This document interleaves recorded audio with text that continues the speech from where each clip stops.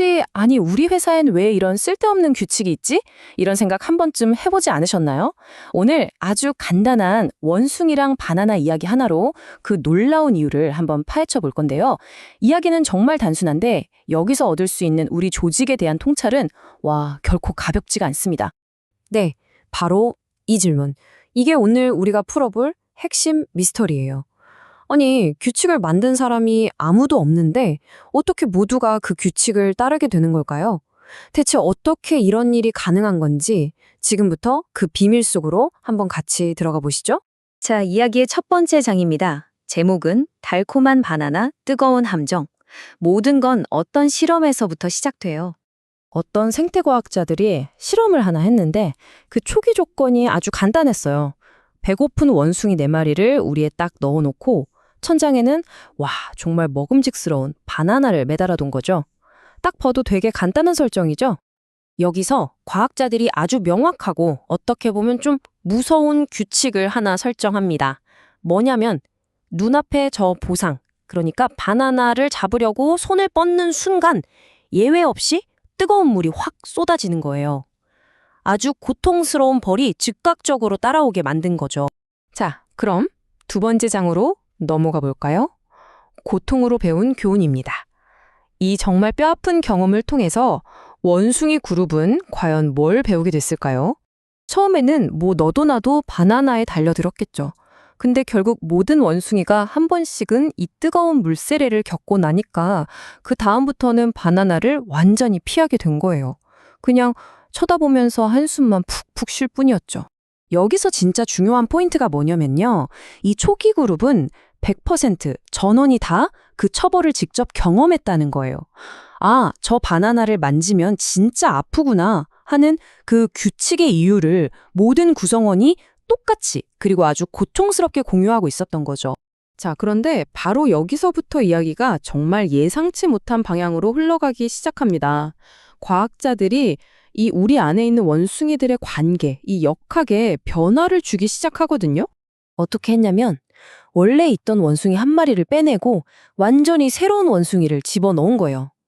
자, 이제 그룹 구성이 바뀌었죠? 75%는 규칙의 이유를 알지만 나머지 25%, 이 신입은 아무것도 모르는 상태인 겁니다. 그럼 어떻게 됐을까요? 당연히 배고프고 아무것도 모르는 이 새 원숭이는 바나나를 향해 바로 달려갔겠죠.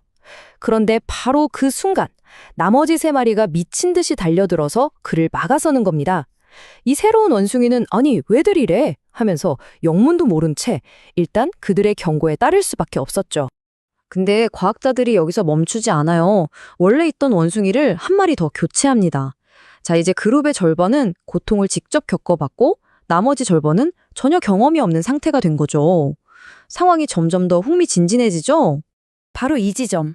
여기가 이 이야기의 정말 결정적인 전환점이에요. 가장 최근에 들어온, 그러니까 두 번째 신입 원숭이가 바나나로 향하자 정말 놀랍게도 뜨거운 물을 직접 경험해 본 적도 없는 첫 번째 신입 원숭이 있죠? 그 원숭이마저도 새로운 원숭이를 막는 데에 합류한 겁니다.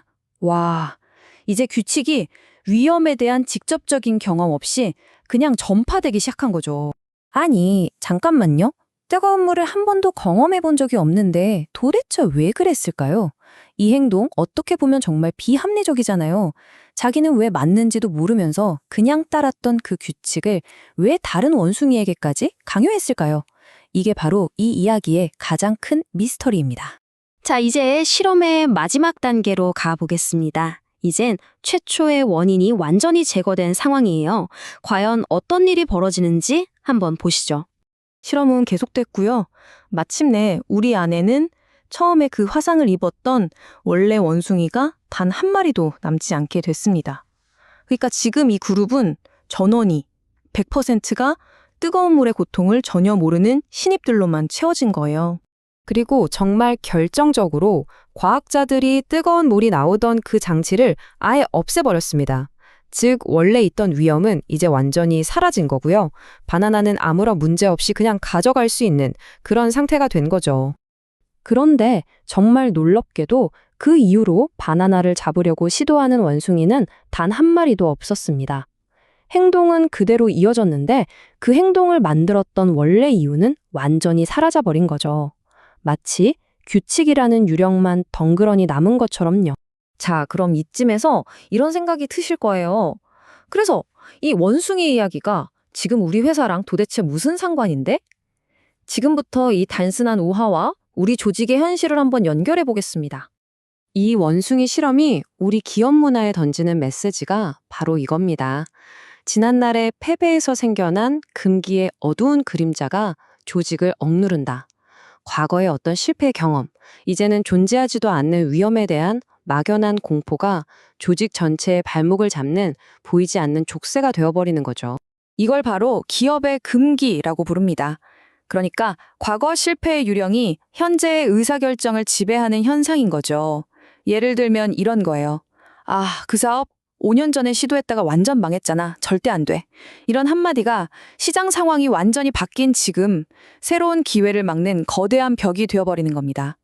이유는 사라지고 그냥 안 된다는 규칙만 남게 되는 셈이죠. 그렇다면 우리는 이 보이지 않는 우리를 어떻게 부술 수 있을까요? 핵심은 딱 세 가지입니다. 첫째, 원래 그렇게 해왔어요 라는 말에 근데 왜요? 라고 질문을 던지는 용기가 필요해요. 둘째, 과거에 위험했던 게 지금도 정말 위험한지 상황이 바뀐 건 아닌지 다시 한번 따져봐야 합니다. 그리고 마지막으로 어쩌면 가장 중요한 건데요.